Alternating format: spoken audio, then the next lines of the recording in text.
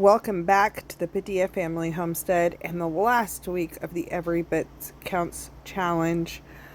This week was a very busy week again, and I ended up switching gears a little bit.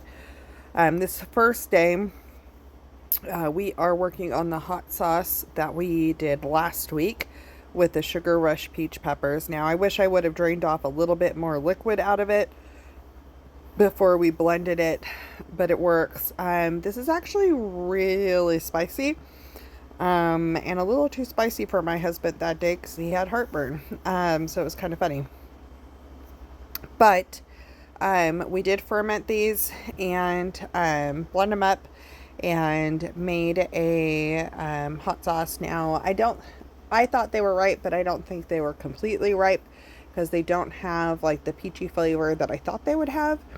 At least he didn't pick that up, but this worked out well. It's in the refrigerator in a mason jar, ready for him to use whenever he wants. So we got this food preservation project done for the week. And then the only other thing that I got done was actually meal prepping. It wasn't so much food preservation, but this is something that was a problem in our house. I was on my way to work in the mornings. I kept stopping through a drive-through to get breakfast because my early shifts, I'm not getting up, getting stuff made on time. And so I needed to have some breakfast on hand to solve that problem. I've done a video in the past about meal prepping a ton of different breakfasts. We did egg bites and we did burritos and these not burrito bowls, but basically breakfast bowls. And my favorite, the one that I felt the most satisfied with, was the bowls. And it was actually the bowls I made for my daughter. She really liked them. So we've kind of done a twist on that. And on this day, I am going to meal prep. It turned out to be 9 breakfasts. I could have gotten the eggs to go further.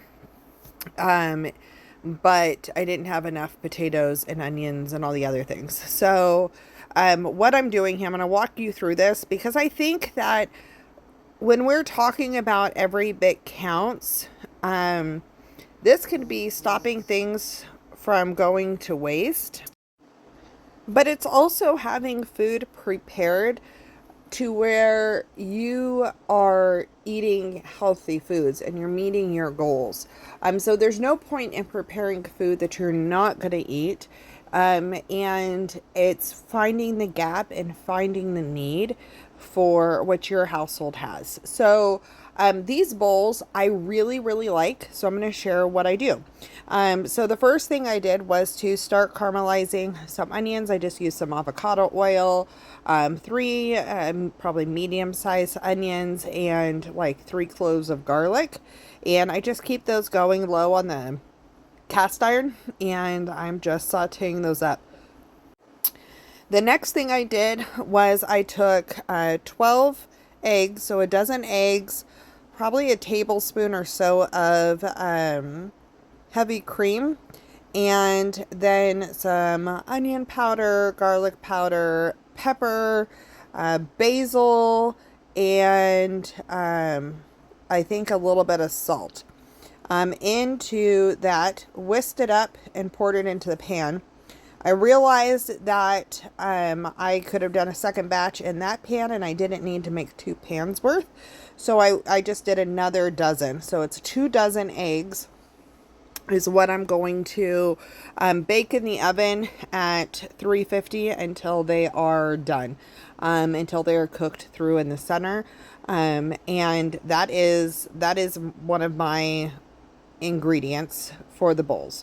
So I've got the caramelized onions, I've got the eggs. I'm really trying to concentrate on upping my protein, especially in the morning.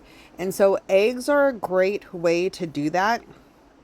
The other thing is is sausage. We really like Jimmy Dean's sage sausage. It's probably not the best for me, but it is absolutely delicious, and I can add a little bit, and it adds a punch of flavor. I would love one day to be able to make my own sausage and to figure out something that is similar to that, because it is delicious. So I'm going to go ahead and cook up 2 pounds of sage sausage and get that going in the cast iron. And I'm trying to get everything kind of working and in phases of how long they take to cook. I wanted to use the pan for the onions for bell peppers. So I wanted to get the onions going first, let them cool, got the eggs in because that's the next longest thing, and then get the sausage going while the eggs are cooking.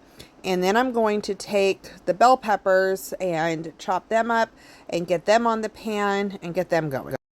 But before we get going on the bell peppers, I remembered I need to get my potatoes in the oven roasting. Now, I could have done hash browns, my little hash browns that I buy from Azure, but I find for the bowls, I really like a thicker, chunkier country potato. And so we went ahead and got that going. All I'm doing is chopping up the potatoes into small to medium sized chunks, sticking them into a baking dish, and adding some avocado oil, and I think I added a little bit of pepper. I don't remember if I added salt or not, because the sage sausage is going to add a lot of flavor and salt. So nope, doesn't look like I added salt, so it was just pepper. But I get those into the oven, and they're just going to go at the same temperature as the eggs because that's what's going on. And then I start working on the bell peppers. Once the eggs are done, I was planning on upping the temperature of the potatoes, but I've talked about before, we're in a shared kitchen. You can tell it's a busy hive of activity. There's people in and out. So what they had something else that was going into the oven that needed the 350 degree temperature as well. So I just let my potatoes cook longer and at a lower temp, just slow and low. And everything I was cooking needed to cool down before I could combine it anyway. Another ingredient that I've done in the past that I chose not to do this time is cheese. And my reasoning behind that is when things are frozen, sometimes eggs hold on to more moisture.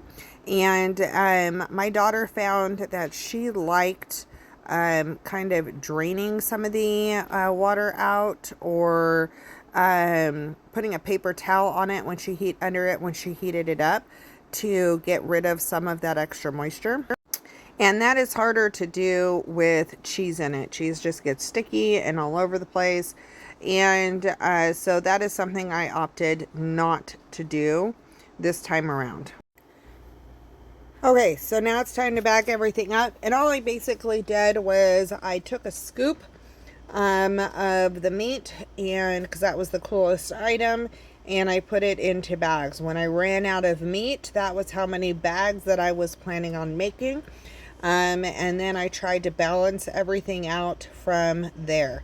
So then I added in, I think, my onions next and bell peppers, and then I'm going to cut up the eggs. I'm refilling my friend's onion powder there because she was out. But I just really sat there and repackaged and went through and did a scoop of each item into each bag. And now I'm storing these in the freezer.